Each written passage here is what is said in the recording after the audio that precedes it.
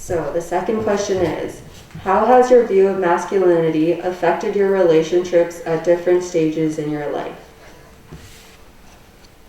So my kind of journey has been a little funny. Some of you might find it funny, I find it funny. But so growing up, I feel like I honestly believe masculinity is very fragile. It's extremely fragile and it's touchy for men. And growing up, I was really homophobic. I remember not liking anything that was feminine or gay or anything like that. And I remember on my reserve, they would use people that were gay. There was one, they used his name as a swear word. So if they wanted to insult someone, they'd call you by that name. So it was an extremely touchy subject, masculinity, homophobia and stuff like that. And I remember being extremely homophobic, and it really bit me in the ass later because I was 16 years old when I found out that I was gay, and I had no idea up until then. Yeah, so I had to really put my homophobia in check and really question my masculinity and what that actually meant as like a gay Indigenous 16-year-old. So everything really changed from that point on. And so in law school, I was diagnosed with permanent post-traumatic stress disorder. This is the first time I've ever shared that publicly. I never really thought of it as a big deal, but I guess hearing these guys talk about like their issues, and since being diagnosed, I started seeing a psychologist, and we went through EMDR therapy, which he explained that they use on paramedics, police officers, and people that experience intense trauma. And they put you through this process where they try to get you out of those traumatic situations, like in your mind, very quickly. And I was really lucky to go through that in law school. I think it really changed my life and made me look at things a lot different. And it literally made the room brighter after every like session that I went through with this guy. And it was like 2.5 hours of straight like crying and processing trauma. It was like pretty hardcore, but when it was done, every time I left or every time I went to treatment, it felt like the room got brighter and I genuinely became more happy, and I like genuinely treated myself better and the people around me. So it was pretty cool. It was actually like one of the best things to happen to me is like to officially get diagnosed so I could start getting treatment, and it just like made life better. So that was cool. Yeah, no problem.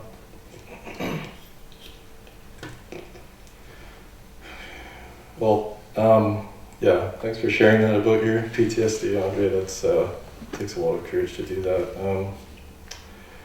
Well, my view of masculinity, how it affected my relationships, I had a lot of surface level friends growing up, and I'm going to tell you a story. It's going to be a little disturbing, but I'm going to try and get through it. As a man or boy, I had a lot of surface level friends, and one night I had a screaming match with my mom. We both said some shitty things, but I took a lot to heart. I already had a lot going on in my head and didn't have friends or adults, people in my life that I could speak to because I never tried to, and I didn't want to because that would mean I'm not man enough. So in that moment, after that argument, I felt so down alone, and I felt like no one would understand that pain. And I can still remember it. The pain of an abusive household, the pain you felt since you were a child, because every year when Father's Day comes around, you feel even more alone and have to explain to your teachers that you're not doing that craft or whatever because who would you do it for? The pain of feeling like I was broken beyond repair. And no one knew because I had to be strong to be a man. So that day, I grabbed a knife from under my bed and I held it to my neck and I thought, this is it. I don't know what stopped me, but it felt like the world stopped for those few minutes, and I was 13 years old. Looking back on it today, I'm glad I found and find the strength to keep going, but I wonder if I could have done it differently. If I could have felt more supported if I did reach out to people, if I would have tried to reach out to a professional, or express my feelings as a man. So I share that story to explain how shutting the world out from my emotions led me to the brink of almost not being here. So, trust professionals. I'm doing a lot better now, and if I could tell myself something back in the day, I would say, just open up, because it literally won't kill you.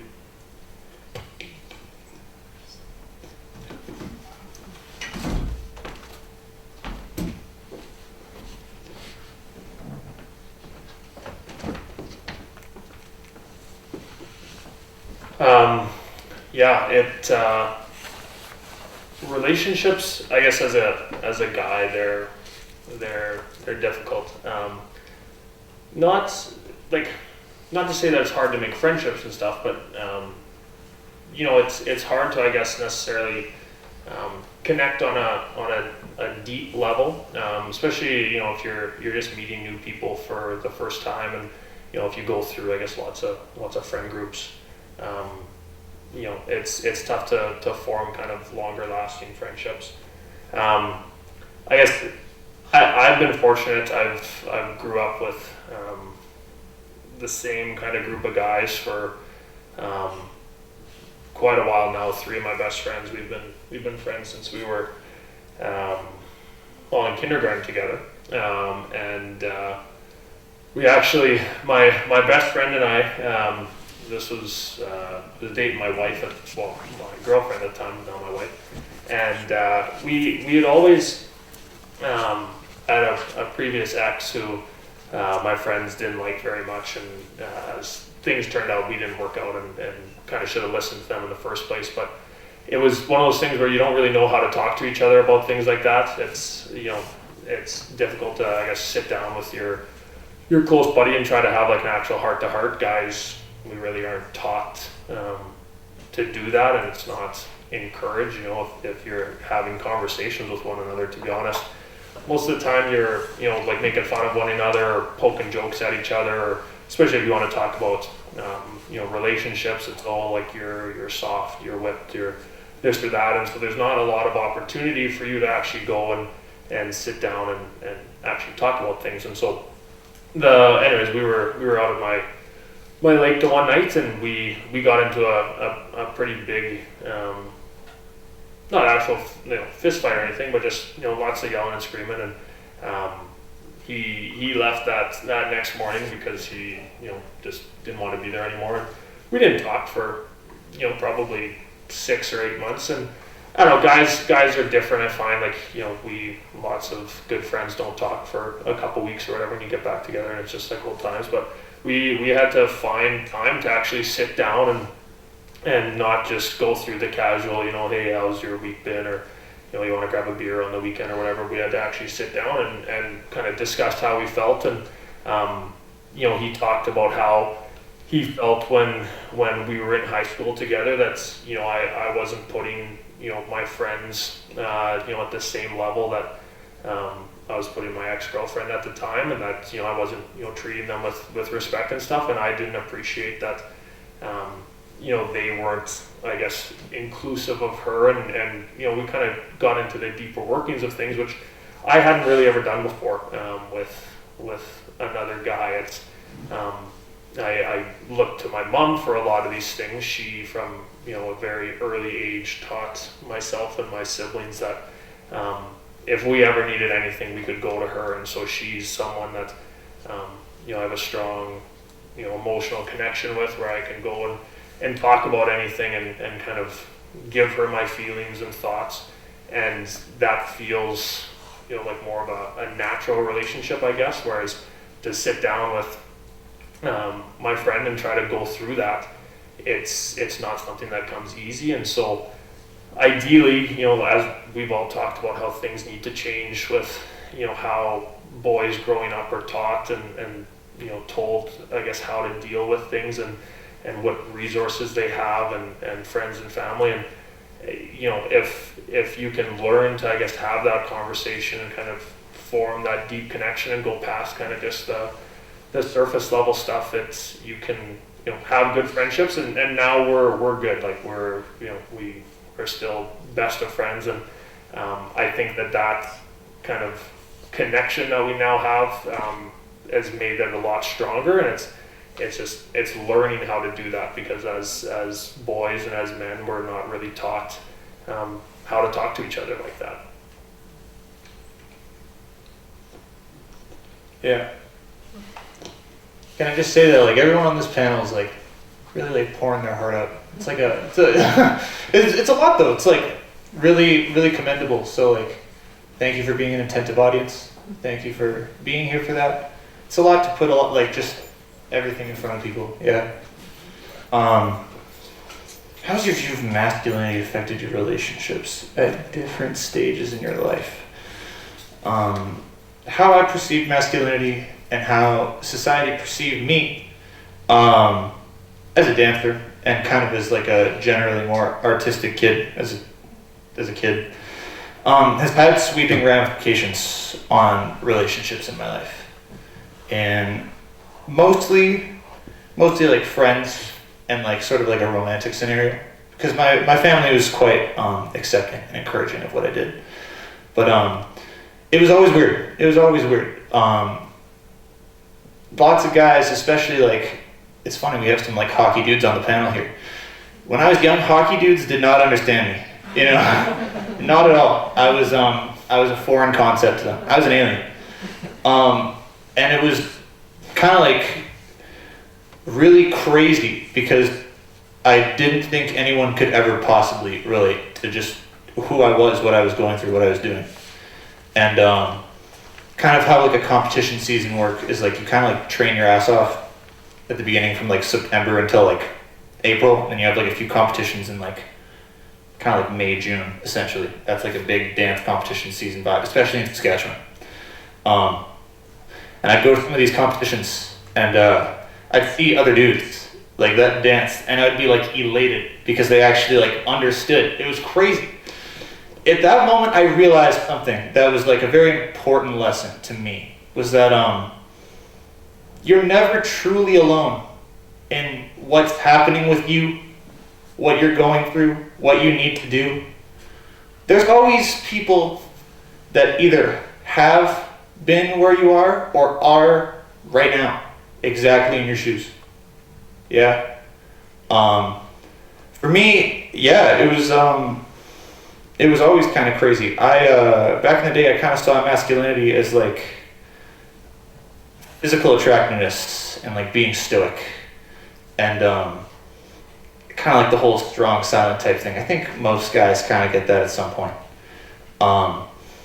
But dance coming from like that, like to be a good dancer, you can't necessarily be stoic. You have to be emotive. You have to show vulnerability. You know what I mean? It's a big thing. It's a big thing that I didn't understand for the longest time. If you watch like a lot of like my old recital videos, I'm just completely deadpan on my face, because I was like, emotions? No. And I denied what I considered feminine traits for a very long time. I denied those feelings, and I think that was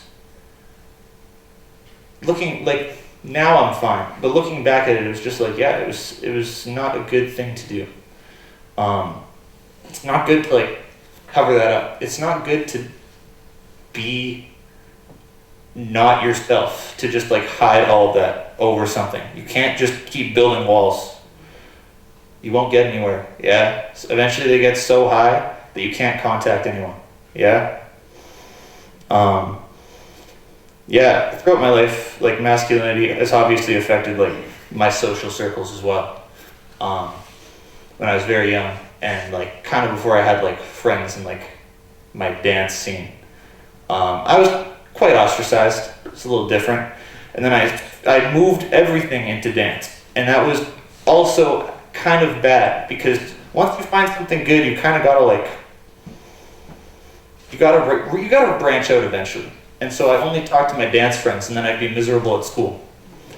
And so kind of like flip-flop for a long time. And once I understood kind of myself a bit better, and kind of like how these masculine traits and these perceptions I was kind of holding up in a negative light, it was easy for me to break those boundaries. And now I can like very easily say that I comfortably express emotion. Back in the day, I don't think I could have publicly said that, you know? But yeah, it's affected a lot, and I've reached a point with my view on masculinity and kind of how I am that I'm very comfortable with. And it wouldn't have been able to happen if I didn't go through the trials and tribulations that I did.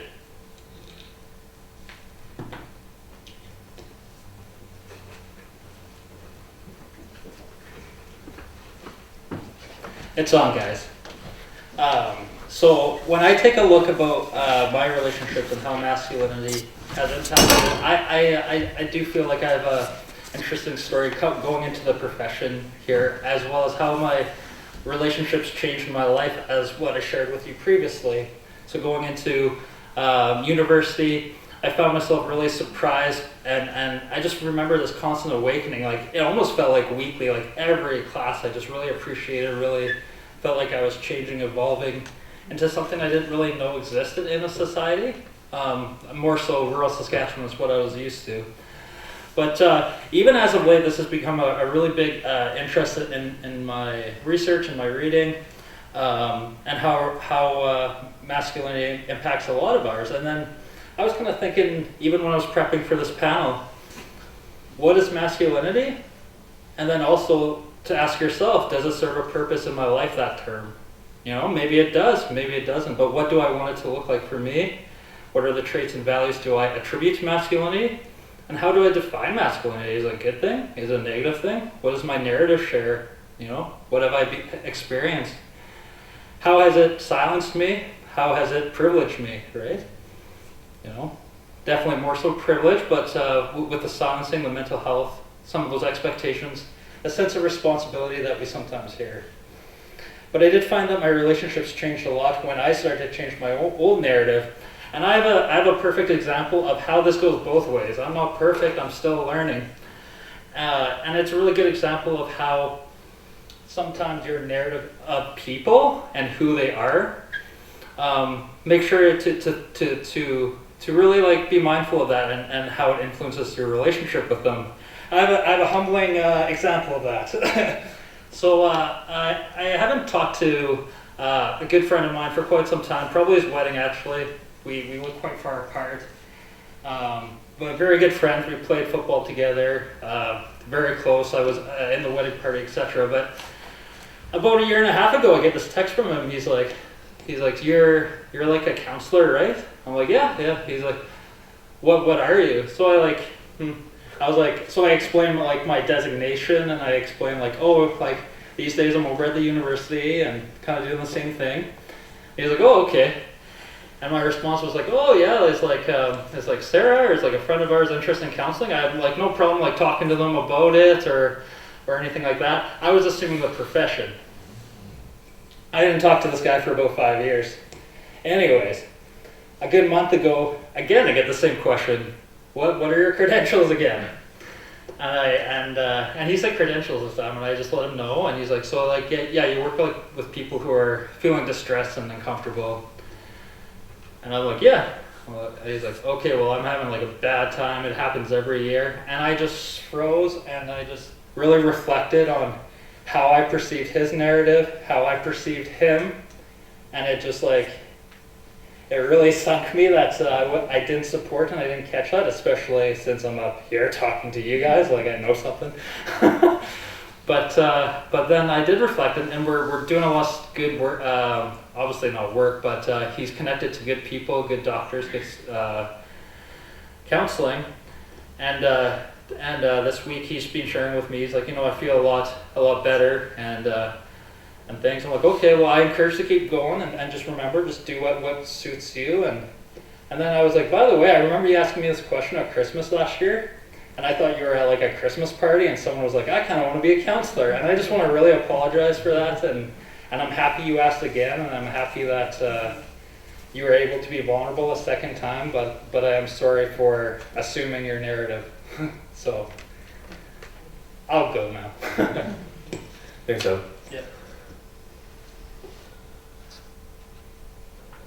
So when I look back at relationships, I think I would define like growing up myself as more of an observer, right? When you're trying to figure out who am I, what does this mean? And I don't think I ever thought of masculinity until I got the email a while ago. But just kidding. But really, I think about traits and what defines it. So I mentioned like growing up and quitting hockey. A large part of that wasn't what was another piece. So, and it's one I don't talk about often anymore. I used to, but it's probably the biggest part of my life. My background still isn't very much so in the community, was in skateboarding. So I started at 11 while I was still playing hockey, but then was lucky enough to get sponsored at 15. I started traveling around at 16 different provinces, ended up moving to California at 17 and doing all that. But at that time, let's go back to the 90s. I think I'm the oldest person in the room, I feel like right now. My hair is going faster than everybody else, but real quick, what I'm saying to that is you couldn't do both back then. I couldn't be, okay, growing up I look at my son says he's a hockey player, that's who he is, there's nothing else that defines it. In my brain I couldn't be two things, and you were reminded of that all the time in both communities when you'd be inside of it. So, and then, kind of what you're saying is with dance, when I go to school, there's no one else that skateboarded at that level. They'd say, okay, you drink or you smoke weed. And I was like, well, I can't go jump downstairs and be stoned or wasted because I'm just going to get an injury, and I don't want to do that. And you don't understand that there's a whole community here, right? There's communities and cultures everywhere. But growing up, I really understood that. Again, because I was observing friends, observing people, it would make perfect sense that where I landed in my career and things like that. So when, and then, when that phased out, and then I decided to quit it and really pursue school and life, and then say, okay, now I change again. So I was, you grew up and you're this thing, and hockey player, and then skateboarder, and then now student, and then therapist, and then getting caught in these ideas of labels. And I think about it now, and like I said, my late 30s, and here's another good piece, which I'm happy I do, and I preach it all the time, is I've journaled my whole life. My mom really encouraged it. And a lot of people are students here, I was a student. Journaling is data collection. We can't pretend it's not, right? We're writing down how we're feeling, and we can look back at it and learn later. Some people want to look back and rip it out and throw it in the garbage because it makes them feel uncomfortable because they can't imagine that they were that person at that time or thought or felt these things. We need to reflect on them because they teach lessons. So as I look back at what I knew at 15, 17, 21, 25, 30, whatever, I come to one conclusion: I know nothing. Nothing's for sure. And everything's subject to change, and the greatest ability I can have is to be okay with those changes. So if I ask what masculinity means, I come down to that label thing. So if I look at hockey player, skateboarder, student, therapist, if someone were to ask Evan, because we're good friends, about me, the last thing I'd want him to say is Ryan's a therapist, or Ryan's this. If I could say anything, I would want to be, and this comes in the masculinity terms: father, husband, brother, son, followed by my own definitions. And Evan would convey those based on his. So when I think about what that portrays and how I hold myself, I would hope that it transfers into, just as Mr. Bean's comedy would, that you wouldn't have to attach words to it, that you could see by actions that through cultures, these actions are transferable by the way I'm interacting with the people around me. So I can stray away from what those labels are and more so be, identified as by actions, if that makes sense. So I'll leave it at that.